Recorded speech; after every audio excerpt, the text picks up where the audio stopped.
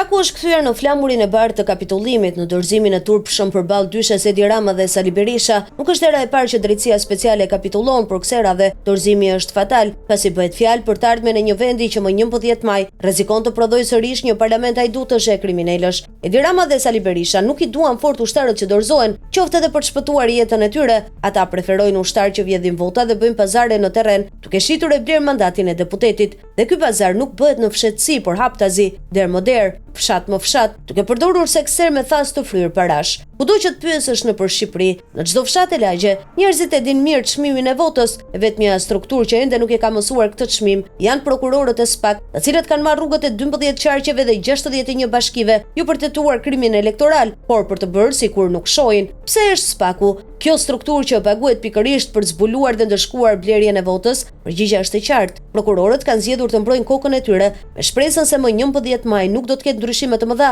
Ata do të vazhdojnë të marrin pagën e majme pa bërë punën për cilën janë vetuar. Rama e Berisha nuk shqetësohen as pak nga fakti që SPAK nuk arreston hajdutët e votave.